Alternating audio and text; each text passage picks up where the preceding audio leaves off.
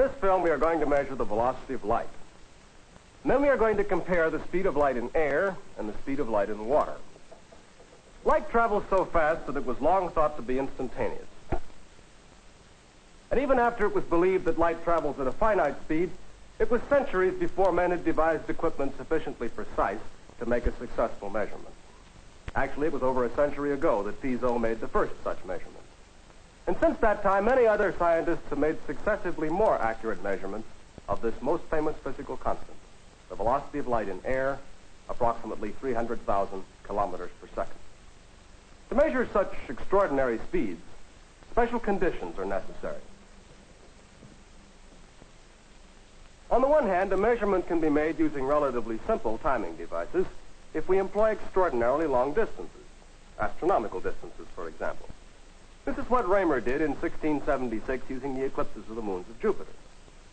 On the other hand, we can use simple, convenient, relatively short distances, which can be accurately measured if we employ timing devices that are sufficiently delicate to measure very short time intervals, milliseconds, microseconds, or even small fractions of a microsecond. This precise and sensitive oscilloscope is just such a device, and it forms a key element in the first of our two experiments. With this electronic clock and this other equipment which you see grouped here, we went outside and made a quite satisfactory measurement of the speed of light. We went outdoors because we wanted a good-sized carry for our beam of light, yet one that was manageable. And we finally set up on a high school playground. We wanted a light path which was 300 meters long, because we know that light travels 300 meters in 1 microsecond. But we intended to fold our light path once, which meant that we had to set up where we had 150 meters of straight throw. This is the scheme which we used. Our light source was located at the focus of this parabolic mirror. It sent a beam of light in this direction to a plane mirror located at the far end of the field. This mirror folded our path and reflected it back to this parabolic mirror here with a photocell at its focus. And the photocell was connected to our timer. Now our aim was to measure the time of travel over a distance. But what we actually measured was the difference in time of travel over two distances, a short path and a long path. We arranged to catch a fragment of our light beam on a small mirror here, reflected across into another small mirror here, and off that into our receiving parabola. This gave us both a short light path and a long path. The light source placed in the focus of this parabolic mirror here was a spark gap pulsed by a 60-cycle alternating current. It was a first-class light source for our purpose, providing a rapid succession of very short light pulses. The oscilloscope, our electronic timer, was arranged to trigger on the receipt of a light pulse put out by the spark gap and picked up by our photocell. The short path performed the double function of triggering the oscilloscope and providing us with a first blip on the cathode ray tube. If this circle represents the face of the cathode ray tube, then the first blip might look like this. And the signal returning via the long path should then produce a second blip like this. If the difference in distance between the short and long paths is 300 meters, as nearly as we can measure it, then the time difference between our two blips should be almost exactly 1 microsecond. So we adjusted the duration of the sweep on the scope to be 2 microseconds. On the face of our scope, there is a scale.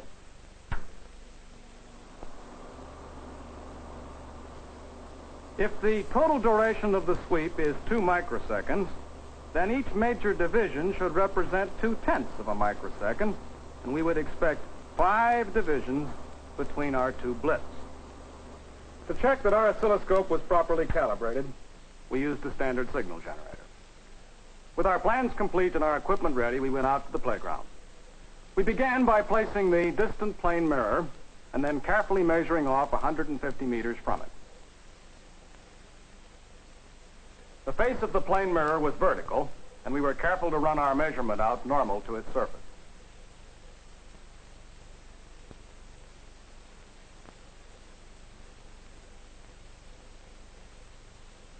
Small pegs made it easier for us to double-check our measurement.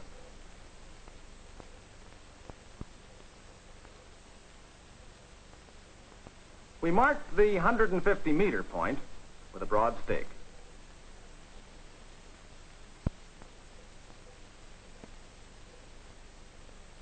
We positioned the parabolic mirrors a short way beyond the measured distance, as we had planned. In the source mirror, we fixed a clear 150-watt bulb to help us with the alignment of our equipment. We checked to see that the bulb was properly in the focus of the parabola, and then we began the process of lining up the big mirrors.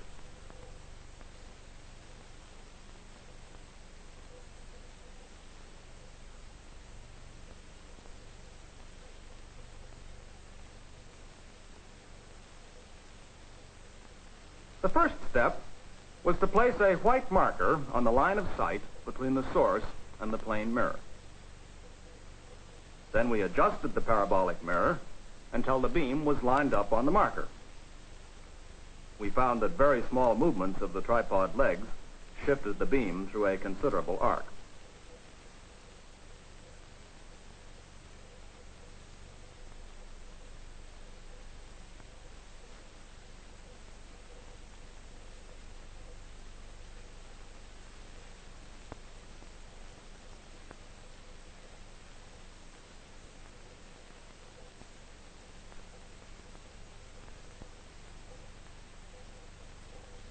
We had to carry out a similar maneuver at 4 or 5 distances, each one further away, to guide the beam of light both horizontally and vertically directly into the distant plane mirror. A small adjustment on the distant mirror then brought the beam back into the receiving parabolic mirror. If we were really getting our beam of light back here, we ought to have a bright trace show up on our translucent screen at the focus of the receiving parabola.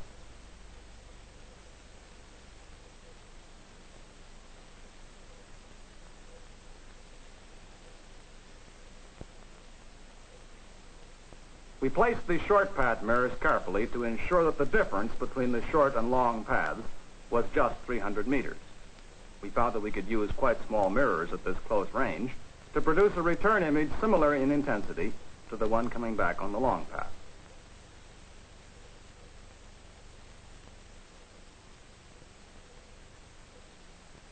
When we had both images coming in well, we had carried our lining up as far as we could in daylight.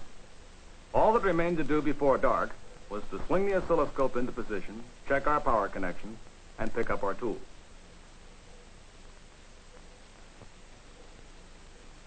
In the darkness, the 150-watt bulb created an effect like a searchlight because of the parabolic mirror.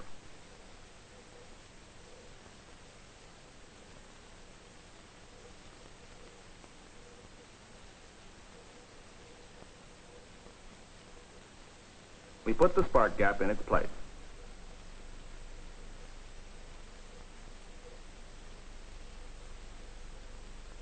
Though this was a relatively small light source, the efficient focusing of the parabolic mirrors gave us a bluish trace on the screen at the receiving end which was sufficiently strong for our photocell. So we made our connections and switched on the oscilloscope.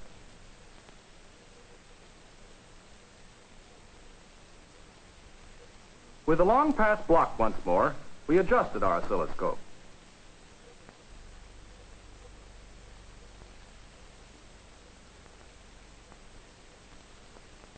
The short path was triggering the scope perfectly and giving us a good blip with a clearly defined peak. Then we took away the baffle, and sure enough, the long path brought in a good, strong signal. As you'd expect, this blip looked very much like the other. So, for our distance of 300 meters, the time measurement, the separation of our two peaks, was 5 divisions, plus or minus perhaps 1 or 2/10 of a division. This was just about 1 microsecond, as we had anticipated. The principal limiting factor on the accuracy and precision of our measurement of the velocity of light was the resolution of the signals on the cathode ray tube. And of course, the accuracy also depended on the exactness of our distance measurement and on the calibration of our electronic clock.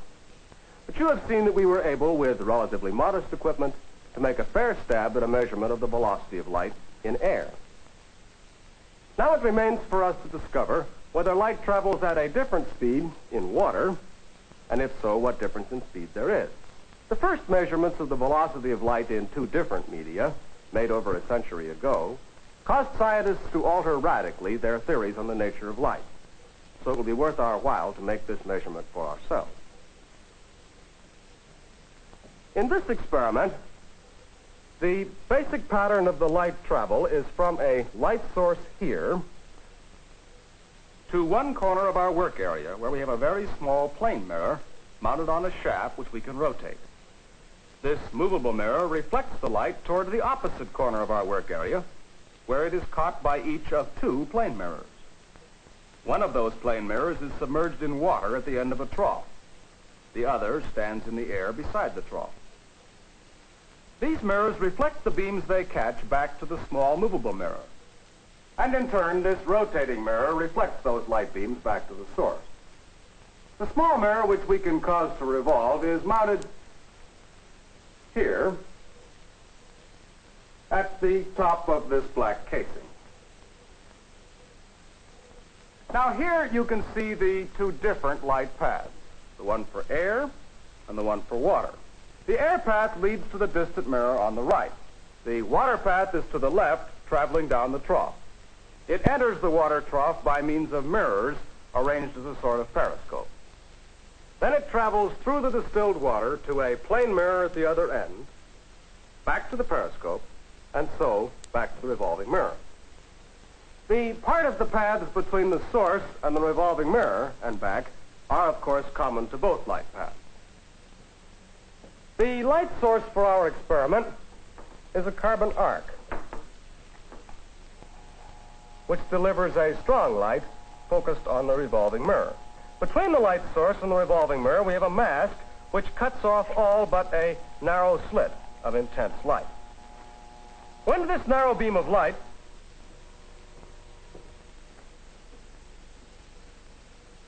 strikes the revolving mirror,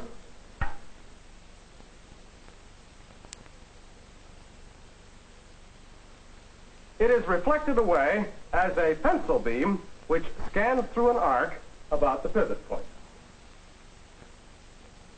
As the mirror revolves, it throws the reflection much like a searchlight scanning across the sky. Now, the only fragments of this scanning beam which concern us are those fragments which are returned as the pencil beam scans across the mirrors at the far end of the path. The distant mirrors reflect the fragments or pulses back to the revolving mirror, and the revolving mirror in turn directs them back toward the source. Now, for the moment, let's consider just the air path. During the time that the pulses are in transit to the distant mirror and back, the revolving mirror will turn through a small angle, and thus the return beam, reflected from the revolving mirror into the source, will be displaced through a small angle, an angle dependent on the time of transit and on the speed of rotation of the mirror. Now, we know that light travels at a tremendous speed, so it is clear that if we are going to get a deflection of the return beam, which is large enough to be observed, we will have to be prepared to rotate our mirror at a very high speed. To accomplish this, we have mounted our mirror on the shaft of a motor which can be revved up to 500 revolutions per second. That's 30,000 revolutions per minute. This is our variable transformer here. I'll turn up the speed of the motor while you listen to the pitch of the sound. Sounds like a sewing machine? Like a vacuum cleaner? Like a power sander? But listen to how much higher I can turn up the speed yet.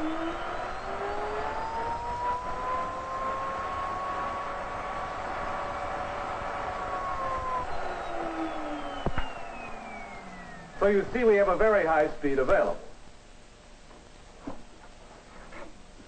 We shall see whether it is enough to shift the return image of the slit away from its point of departure. Now, it's obvious that we need some way of observing our return beam to see whether it has moved or not. To solve this problem, we have introduced a half-silvered mirror here at a 45-degree angle. About half the light from the source will pass through it on its way to the rotating mirror, the other half being dissipated off to this side. On its return course, half the light will pass through the source, but the other half will be reflected onto a small scale in our viewing device. In this pattern of light paths, we have had to introduce lenses to focus and control our light intensity. A card over this lens will block the water path temporarily, so at the start we will be using the air path only. Now we are ready to make our first observation. I will start the rotating mirror. Note where the light image appears when our mirror is revolving slowly. Even speeds up to 80 or 100 revolutions per second produce no apparent displacement of the image. But watch what happens as I increase the speed still further. Notice how the image is being displaced to the right. At a speed of 500 revolutions per second, it has moved about 2.5 divisions on our scale.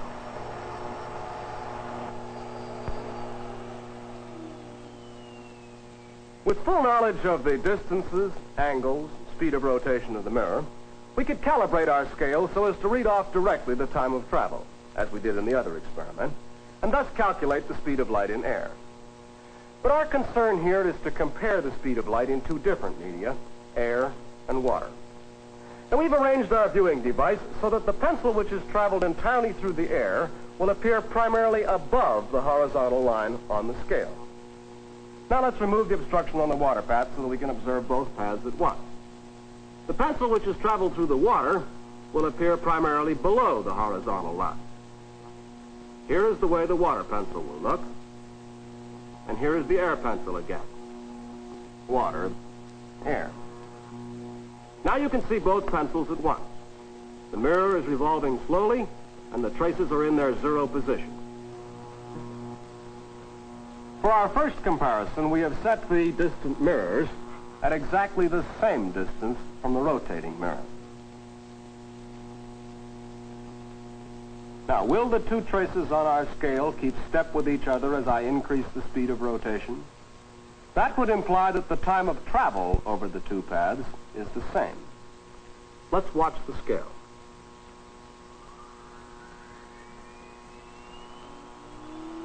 What do you see? The air pencil has assumed the same position as before, but the water pencil, that's the lower one, you remember, has moved out past it. The relative position of these two traces indicates that the pencil which traveled through the water took a good deal longer to return than the other.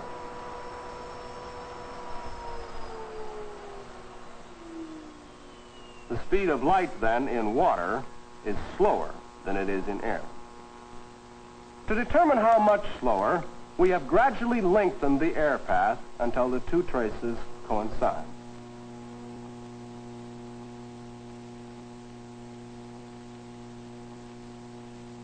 Now, with this longer air path, let's observe the scale again as I increase the speed of rotation.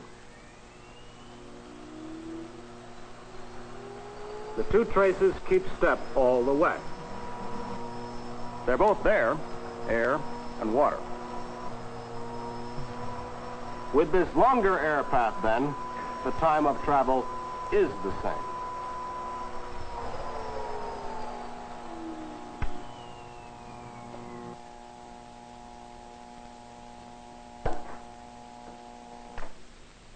Now we've measured the relative length of these two paths.